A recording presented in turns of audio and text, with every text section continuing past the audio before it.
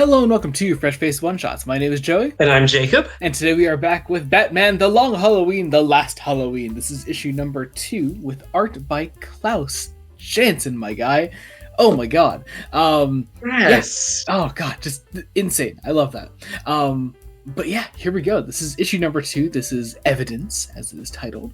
Yeah, I guess let's just kind of jump right into it. Let's jump into it. Yeah, we're doing some interesting things. Interesting things here. Issue opens pretty hard. Solomon Grundy dies, or I guess dies as much as Solomon Grundy can. People are throwing Grundy's body into the river, presumably from the attack last issue. Still don't know. We get no updates on what happened to Two-Face this issue, which I find really interesting. I'm sure we'll pick up on that next time or I find in some future. I find there's a lot of things interesting about this issue. Because it's interesting how we're reflecting on the killings, right? Like Long Halloween, all the killings were mob members. Dark Victory, they were also kind of in that stage. I'm sort of more facilitating. That was more. Yeah. Well, also, Dark Victory's killings were like a lot of corrupt officials. It was like Loeb and other like officers and things like that were involved. This time, the killings seem to be supervillains, super powered or not supervillains, and also not in. Yeah, I mean, it's hard to question because a lot of Batman rogues don't have superpowers. Yeah, some of them do. To say supervillain is simply to imply a costumed criminal of some kind. So here we have Grundy, of course, and we sort of reflect on that. And as the issue goes on, well, obviously we reflect on also the attempt on Catwoman's life last issue, which would be included in those attempted killings. We get one towards the end of this issue. So yeah, it's all like, it's the Rogues Gallery, pretty much. That, and also James Jr. is still missing, has still been kidnapped, which we learned that they've been searching for him. I was honestly expecting more kidnappings. Well, also, we know for a fact that these are like pretty unsuccessful killings so far as well. We have a kidnapped James Jr. Yes. We have a dead zombie who, you kill Solomon Grundy, he's just going to come back. Catwoman didn't actually die from the fall, we learn. And the one at the end here just seems like legitimately too important a character for Loeb to actually try to kill off, like, properly. So I wonder if the goal is... we can say it's the Penguin that gets shot. And he gets shot, yeah.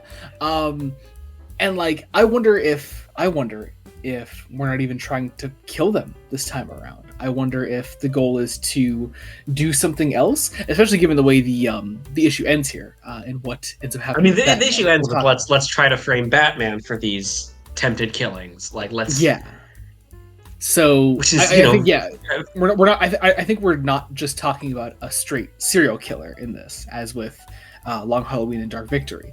I think this is something very different, which I find fascinating. Very cool. Is it also possible our killers, quote unquote, are the two FBI agents themselves? Like, I mean, I sincerely doubt that, because I feel like that's a bit too obvious right now. I don't know. I can't see it being that personally, but it could be, I suppose, still. We do also get a great scene here early on with Calendar Man, and also with just, I love the Arkham Asylum scene early on in general. With the idea is it's the first time that Bruce has actually taken Dick to Arkham Asylum to see the work they do. Very, very interesting. I really love that scene. And having what's specifically fascinating to me is this Calendar Man not having changed his October 31st to November 1st. Because it started again. So yes, and so for him it is still Halloween, and he's also still pissed off that somebody is doing holiday killings again, or maybe not killings. It's tricky. We'll see. Batman also just straight up attacks the Mad Hatter in his cell, which I love the way Klaus Janson draws it. There's this ferocity in that sequence that I really, really love. Yeah. Also, just some really disturbing dialogue that Loeb writes for Jervis Tetch here. Just very uncomfortable, but I love it. I mean, half of it is let's have him creepily quote Alice in Wonderland. Yeah. Which is a book that you can creepily quote, despite being mostly whimsy nonsense. Yeah. But then we also see Batman and Robin finding Catwoman being looked after by a doctor in the asylum. They question her, and there's this idea. Dr. Thorne. Yes. So I would assume. Yeah. Obviously, I would guess the implication is a Rupert Thorne connection to some degree, which I don't think Loeb ever did the Thorns. It never did like a Rupert Thorne type thing at all, did he? No. So yeah, interesting to see here. Isn't I could have sworn there's also a Doc Thorne who's also like a super villain. I could be completely off base. I'm not sure actually. Nothing at least is immediately coming to me right now. I don't know. Anyway, but yeah. Oh wait, are we thinking of? Are we thinking of the Crime Doctor? Possibly. Okay, interesting. Where my brain is going, okay. which is possible. That would make a lot of sense. Yeah. Okay. That would be interesting. I mean, also it could mean nothing. It could just be a little Easter egg that Loeb threw in there, but who knows? Who knows? Anyway. Who knows? There's also this great scene where Batman goes to visit Gordon. Oh, sorry. Go ahead. I was going to say, there's also the mob connection that we have here, because Gordon gets a message of fish wrapped in Grundy's coat, which is a Sicilian message. So it could be Mario Falcone doing some shit. That is also Batman and Gordon's first assumption. So could be the classic mystery. The first assumption you make is definitely the wrong one. But hey, who knows? I'm sure he's still involved to some degree. But then Gordon and Batman find out that the bat signal has been lit atop the building, and it has been lit by 2 FBI agents who are here in Gotham. And the last thing I expected Jeff Loeb to do, of all people, is to have Batman fight the FBI. I really love that. Just great stuff. But yeah, the agents are here to look into the killings, and also this is like, I mean, I guess if we're still taking the idea of this being, one of Batman's earliest years, at least early on with Robin, then is this probably his first ever interaction with government officials like this? So what we have on a national scale, definitely, because let's be honest, this is probably like year 4. If Long Halloween is year 2, and Dark Victory is year 3, the special is year 4, and then that would make this year 5 actually. This would make that, well, you're right, that would make this year 5. But then there's also the weird discrepancy of the fact that each of the first 2 miniseries begin and end on Halloween. So the idea is that, like, if year 2 starts on Long Halloween number 1 and ends on Long Halloween number 13, then that would also mean that Dark Victory is the Halloween after that. So that's technically year 4 right there. It's a whole thing. It's weird. Entirely beside the point. Continuity questions aside. Time in comics doesn't make sense. It doesn't. And Jeff Loeb realizes that, I think.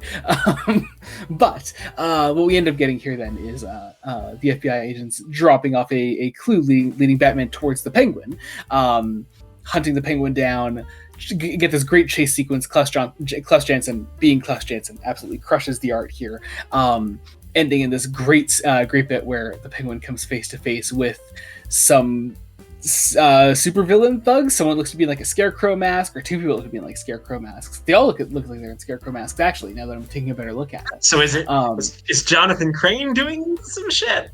I think that's definitely our next clue as to probably where we're going next issue. But yeah, these scarecrow thugs shoot the Penguin. Batman finds the body, and it places Batman directly above above Penguin with a .22 caliber pistol, as always. As the FBI agents catch up with Batman, Batman drops a smoke bomb and leaves. But still, it definitely now looks like Batman has some involvement. So I'm guessing, obviously, I think the FBI agents just set him up by leaving that penguin clue for him. So we'll see. But yeah, great issue. Great. Just Loeb once again is just a master of crafting a mystery like this. I always love reading it. It's fantastic. It's Jeff Loeb is always great. So fucking good. Also, Dave Stewart's colors. Yes, they're great. Yeah. Not quite as evocative with Jansen's art style. If I had to give one minor critique, but like Stewart's still a great colorist. Yeah. I did also love. We had a much more extensive interview with Klaus Janson towards the end of this, and I really loved just hearing his stories about Tim Sale. Reading those out earlier, and I loved that. It was great. Anyway. Oh, Last Halloween is so good. This whole thing is gonna be so good. Oh, God damn it. Oh man. Anyway, thanks for watching, guys. Be sure to check out other Fresh Face one-shots we do. We cover Superman by Joshua Williamson, Wonder Woman by Tom King, Batman the Brave and the Bold by Various, which is ending soon, we learned recently. We also cover this, obviously. We finished recently our coverage of Death in the Family, Robin Lives, so you can go check out all 4 issues of that, our full reviews of those. We also cover Uncanny X-Men by Gail Simone, and I personally, on Fresh Face Solos, cover X-Men by Jed McCabe, which I'm now actually fully caught up on, which is awesome. I love that for me. There's also the main podcast, Fresh Face Comics, which we just recently put out a video on for our 3-year anniversary, our annual tier list that we do, updating Jacob's thoughts on our various protagonists that we cover throughout the podcast. And also at the time that's coming out tomorrow, we have an episode on Aquaman coming out. All of Jeff Parker's New 52 Aquaman run, all in one podcast episode. Check that out there. It's going to be great. I hope. We haven't even recorded it yet. We're recording it next. Recorded it yet. Yeah, it's happening. Also, as always, our link trees will be in the description below if you want to follow us or if you want to follow us. Subscribe to the channel, Blood Unit Studios, means a lot, and I think that about does it. So thank you all so much for watching. Until next time, this has been Joey Morgan and Jacob Licklider. Goodbye. Goodbye.